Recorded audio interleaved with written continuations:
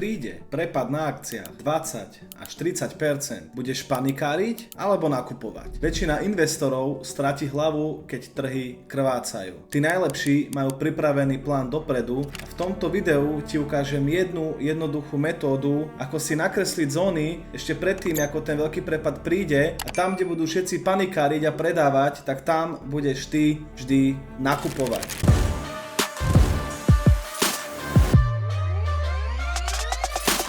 Poďme sa na to pozrieť, ako si tie zóny nakresliť, a začneme Nvidiou. My v GG Academy máme jeden úplne jednoduchý indikátor na M2 a najlepšia vec na akciách je to riešiť na týždennom grafe. Takže zapneme si tento indikátor, kde nám vysvieti zelené longové M2, čo znamená, že toto sú zóny, kde bude veľmi pravdepodobný odraz a tieto zóny väčšinou bývajú aj dno. Jediné, čo ja musím robiť, je robiť to, že na týchto zónach si rozložím limitné nákupy. Kde budem napríklad ja dokupovať Nvidiu, sú teraz aktuálne 3 zóny. Prvá zóna je 182, 148 a $119 za jednu akciu Nvidie. Aktuálne, ak by sme prepadli na túto zónu, tak je to prepad o 40% a mne to tam kúpi automaticky. Ja si na tom XTBčku, alebo na, to už je jedno, Interactive Brokers alebo kde, ja si tam nahádžem proste limitné objednávky a len čakám, kedy tam ten trh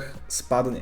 Ja si osobne myslím, že tento prepad príde a príde to najbližšie týždne. Je to otázka času, pretože ako máme tu za sebou extrémny rast, dali sme na týždennom grafe tretí dotyk, máme tu prvé, druhé, tretie high, ako toto je otázka času, kedy to tu krakne dole. A ja som na to ready. Čakám na to, kedy to príde a teším sa na to. A verte mi, že to príde fakt naozaj skoro. Toto sú nejaké zóny nákupu na Nvidiu a úplne jednoduchá metóda, jakou tie zóny kresliť. Stačí sa pridať do GG Academy, kúpiť si VIP členstvo a získaš tento indikátor, ktorý ti dá tie najlepšie zóny. Poďme sa pozrieť na nejaké ďalšie akcie, ako je napríklad Palantir, jasná zmena štruktúry do shortu na weekly. Jasné, toto je jasné jak facka. Prvá nákupná cena 102, ďalšia výber liquidity na 65 a keby prišiel Armageddon, tak $51.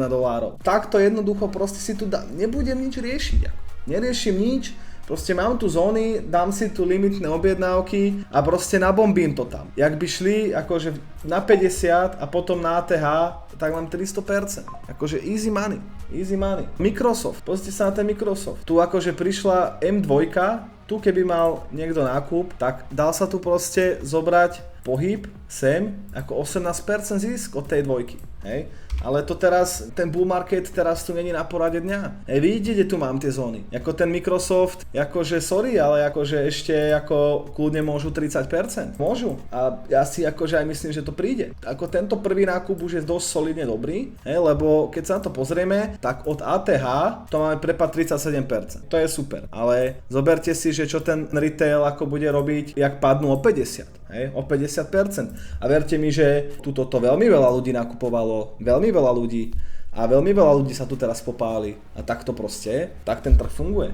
A preto vždy treba byť trpezlivý. Proste keď to vidím, že to tu rastie, ako neznamená, že musím do toho skákať. Ja si počkám, dám si na tie dvojky limitné objednávky a nejaký limit mi proste naplní. A pokiaľ ako tu príde nejaký odraz a urobia tú novú longovú dvojku, tak zase tam dávam longový limit. Takto sa krásne dajú tie akcie ako obchodovať a nakupovať. Taký Google. Google, Alphabet, ako tiež tu majú priestor na solidný prepad. Kľudne môžu 47% dole a to proste príde. A povedzte mi, čo spraví to krypto, keď toto príde. Môžeme sa aj na to pozrieť. Veľa ľudí si myslí, že som blázon, že vravím, že Bitcoin P na 44 a kľudne môžu ísť aj na 30. Ale proste ak ten Google padne o 50%, tak proste Bitcoin na tých 30 pôjde. To je jasná vec. Môžeme sa pozrieť napríklad na Intel. Ako Intel, toto je pomaly už sell. Tu máme síce preorder, tuto hore, ale ako na 138 je ako out z toho Intelu. Ja si myslím, že proste ten Intel ako tu hitne 138 a potom sekera. A proste verte mi, že to urobia ako.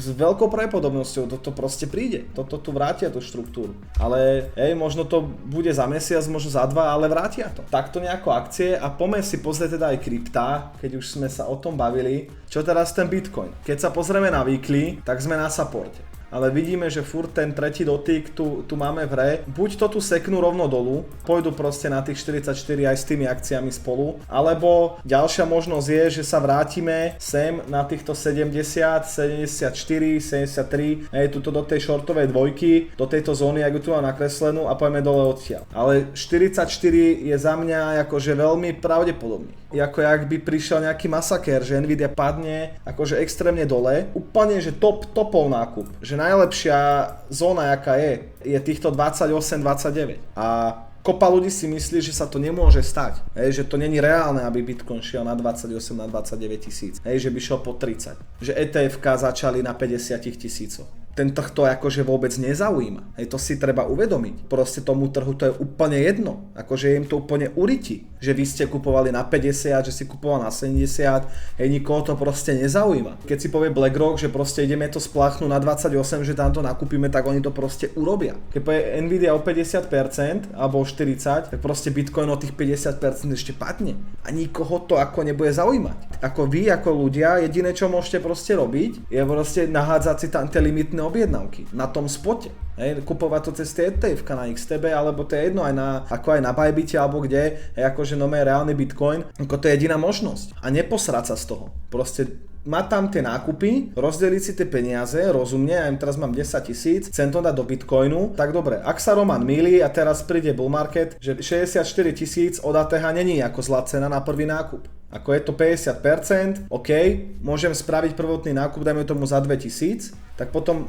Roman vraví o tých 55, tak poďme na tých 55, tak tam zase kúpim za 2000, poďme na 44, tak kúpim tam zase za 2000 a takto si to pekne spriemerujem. A takto si rozhadžujem tie limitné objednávky. A nemusím ísť DCA, že každý mesiac to kupovať furt a budem to kupovať furt na 60, na 60 a oni budú furt padať, tak ako to nemusím robiť. Proste treba si tu rozložiť tie limitky na tie weekly dvojky a proste kupovať to postupne na tých dvojkách a každý prepad, proste každá šupa dole, červená sviečka, raketa dolu, vojna, makra, neviem čo, inflácia na hovno, všetko v hajzli, všetko je v riti, tak vtedy to kupujem, keď je takáto červená šupa. Keď sú takéto červené objemy a tvrdé sviečky dole. A keď je všetko super, ako všetci, áno, Bitcoin ako rezerva Ameriky, hento toto, všetko je super, áno, Bitcoin ide nad 500 000, všade o tom píšu, Bitcoin 120, zase nové all time high, tak ako tam to predávam. Tam proste odhadzujem tie pozície. Najjednoduchšia metóda, kedy viem akože s veľkou pravdepodobnosťou určiť, že skončil bull market a že chcem ísť trhu preč, je keď zmenia štruktúru navykli do shortu. A to sme mali krásne tu. Tu sme mali longovú dvojku, zatváračka pod tým, táto sviečka, 3. november 2025, keď sme zavreli pod tou dvojkou, tak bolo to jasne v hajzli. A ide sa bear market ako. A bear market bude dovtedy, dokedy navykli nezmeníme štruktúru do longu. Toto si zapamätajte. Dovtedy bude bear market. Tuto to krásne vidíme. Mali sme tu bear market, stále shortová štruktúra a tu prišiel ten prieraz. A zatváračka na touto weekly dvojkou. Priblížime si to. Tu zatváračka na to weekly dvojkou je long. Long ako sviňa. To je jedno. Či market, či limit, tu idem proste nakúpiť. Tuto je otočenie trhu a longy. Longy ako krava. Ako sviňa, úplne najväčšia tučná sviňa longy. A proste rakety 500%. Celé to záleží na tom weekly grafe. Ten weekly graf treba sledovať. Ako náhle príde zmena štruktúry do longu na weekly je bull market. Kým je shortová štruktúra a není vyššie high, vyššie low na základe M2 metódy, ktorú učím v našom členstve GG Academy, tak proste je to dolu.